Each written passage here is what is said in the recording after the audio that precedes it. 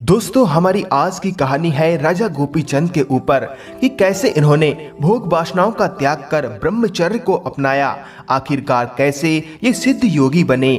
आज की कहानी आपको ब्रह्मचर्य का पालन करने के लिए मजबूर कर देगी, इसीलिए इस वीडियो को अभी से लाइक करें। राजा गोपीचंद उज्जैन के राजा भर्तरी की बहन मैनावती के पुत्र थे। कुछ वर्षों तक मैनावती को पुत्र नहीं हुआ तो मैनावती ने गुरु जालंधर नाथ से पुत्र प्राप्ति के लिए प्रार्थना की। उन्होंने प्रसन्न होकर रानी मैनावती को पुत्रवती होने का वरदान दिया। साथ ही ये शर्त भी रखी कि उस पुत्र को अगर यौवनावस्था में वैराग धारण नहीं करवाया तो उसकी मृत्यु हो जाएगी।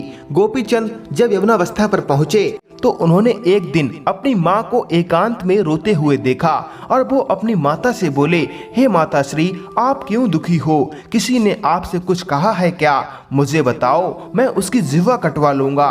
किसी ने आपकी तरफ कुदृष्टि डाली है क्या? मुझे बताओ, मैं उसकी आंखें निकलवा लूंगा। पर आप इस तरह आंसू ना बहाइए। आप मुझे बताएं कि आपके दुख का कारण क्या है। तब उस समय गोपीचंद की माता जी जो उत्तर देती हैं वो आज हम सब के लिए विचारणीय और अनुसरणीय है। वो कहती हैं, हे पुत्र, एक समय था जब तुम्हारे पिता इस राज्य के राजा थे। उनका प्रताप सारे देश में सर्वव्यापी था और जिस तरह से आज तुम्हारी कंचन वर्णी काया है उसी प्रकार तुम्हारे पिताजी की भी कंचन वर्णी काया हुआ करती थी, मगर वो सब जलकर एक दिन राख हो गई। तो मैं इसी कारण रो रही हूँ कि एक दिन तुम्हारी ये सुंदर काया जिसे तुम इस संसार के भोगों में निरंतर संलिप्त रखते हो वो भी एक दिन जलकर राख हो जाएगी और मिट्टी में मिल जाएगी। बस यही मेरे दुख का कारण है। इसीलिए हे गोपीचंद, मैं तुम्हें सीख देती हूँ कि इस मनुष्य देह को, जो कि बहुत अनमोल है, इसे व्यर्थ ना करो। इसे संतों और भगवान की सेवा में लगाओ और आत्मा परमात्मा के ज्ञान की साधना में लगाओ और ब्रह्मचर्य का पालन करो। माता जी की ये बातें सुनकर राजा गोपीचंद को एक धक्का सा लगा। माँ की बातों ने गोपीचंद के मन को झकझोर के रख दिया। उनके मन में वैराग धारण करने की ललक जाग उठी।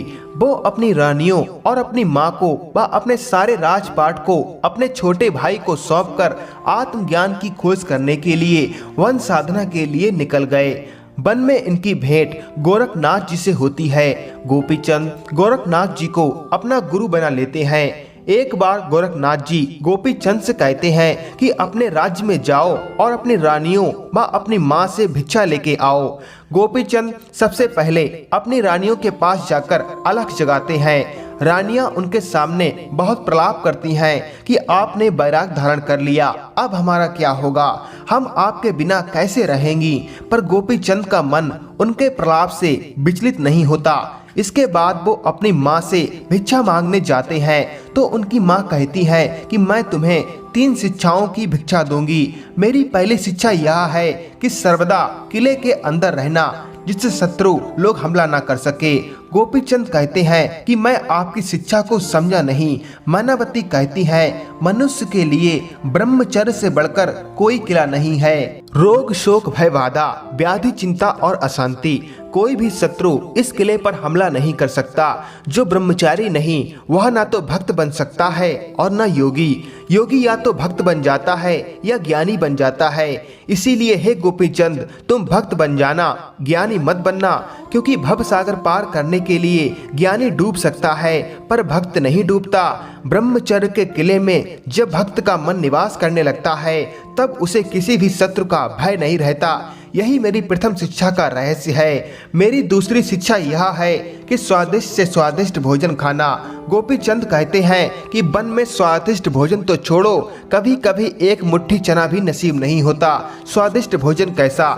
मैनावती कहती है, दिन रात के 24 घंटे में केवल एक बार ही किलकिलाकर भूख लगती है। उस समय चना चबेना भी मोहन भोग के समान लगता है। बिना भूख के स्वादिष्ट भोजन भी चना चबेना ही है। मेरी दूसरी शिक्षा यह है कि दिन रात में केवल एक बार ही भोजन करना, सो भी तब जब किलकिलाकर भूख लगे। मेरी तीसरी शिक्षा यह है कि नरम से नरम बिस्तर पर सोना, गोपीचंद ने कहा, माँ जंगल में नरम से नरम बिस्तर कहाँ मिलेगा, वहाँ तो घास पर लेटना पड़ता है। माँ ने कहा, योगी तूने मेरा मतलब नहीं समझा। जो लोग निमंत्रण देकर नींद को बुलाते हैं उनको पलंग पर भी अच्छी नींद नसीब नहीं होती। जिस समय तुम्हें गहरी नींद आए और तुम गिरने लगो तो बस वहीं सो जाना, चाहे नीचे कांटे हो या कंकड़, वही तुम्हारे लिए नरम बिछौना होगा।